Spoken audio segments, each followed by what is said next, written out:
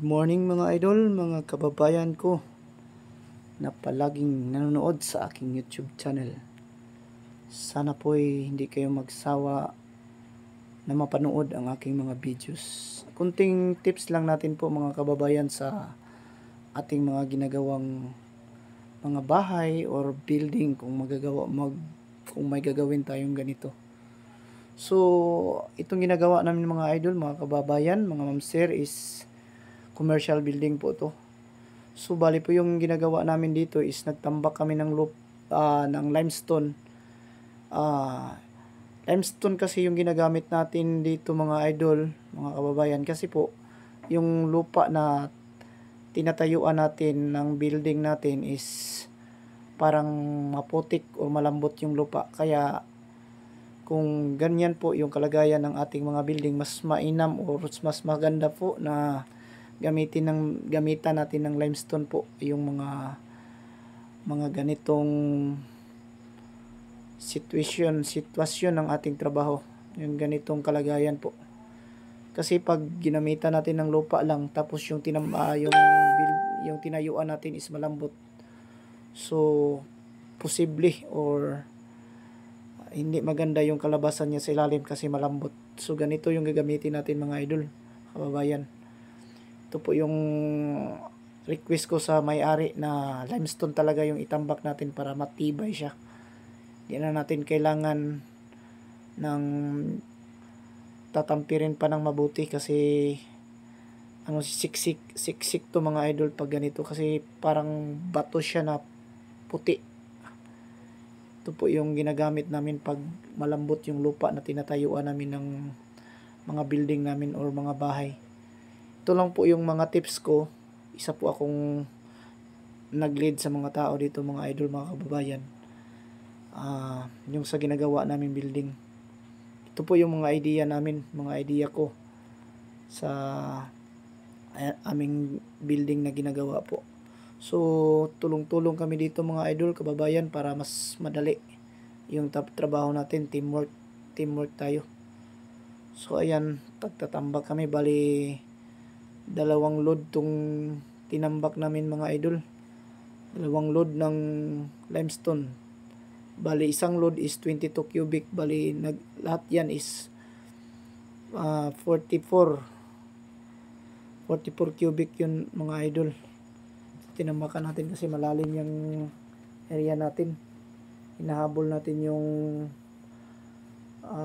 parang kanal niya sa gilid ng building natin para hindi siya umapaw pag malakas yung ulan ng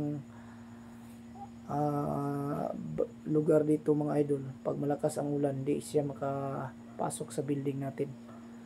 Ayan po, ayan kung makikita nyo, nasa baba kami ng kalsada o sa daanan.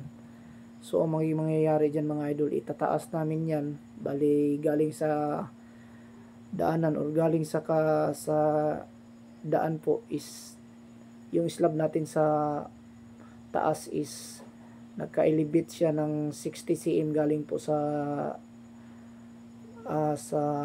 National Road, galing po siya sa daan.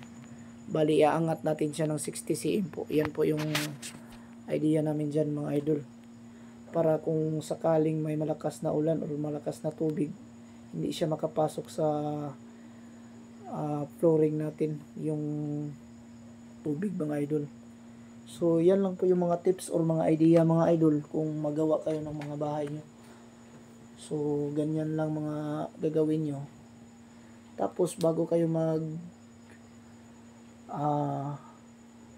tambak mga idol ng ganyan, unahin nyo muna yung mga malalaking mga bato-bato. So lalagay nyo dun sa mga malalim para yung mga maliliit na mga idol na parang buhangin na dyan na sa ibabaw ilalagay. So mas maganda siya pag ganyan mga idol, oh. Ayan. So bali sa top na natin yan ilagay, yung sa ibabaw na po gamitan na siya natin ng yung rake dyan para mas maganda yung pagkagawa, mas pantay po yung pagkagawa mga idol. So bali po mga idol, maraming salamat po sa nag-subscribe ng aking channel, sa galing po sa PB Team Panday na mga subscriber ni PB Team Panday na nanonood din sa aking videos. Salamat din sa inyo mga ma'am sir sa palagi niyong panonood sa aking mga videos kahit parang napilitan lang pero okay lang naman. So patuloy ko lang na i-upload yung mga trabaho ko mga idol kasi baka naman maging maka ma-monetize na tayo mga idol kasi hindi pa tayo na-monetize. Baka patulong naman pa-share na mga video ko at kahit konti lang makadali tayo ng mga subscriber mga idol. Kailangan natin ng mga subscriber.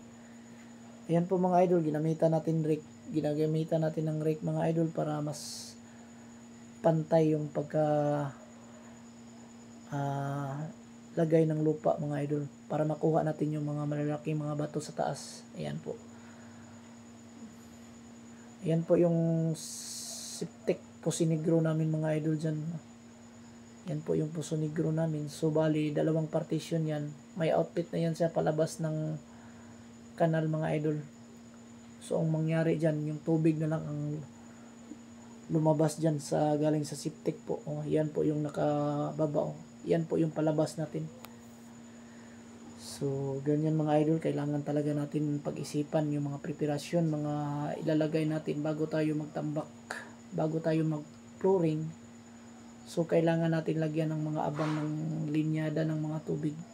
Sa susunod na may video nito mga idol, mga ma'am sir, makikita nyo na may mga abang. Tapos bago tayo mag-flooring, kumpleto na yan sa abang.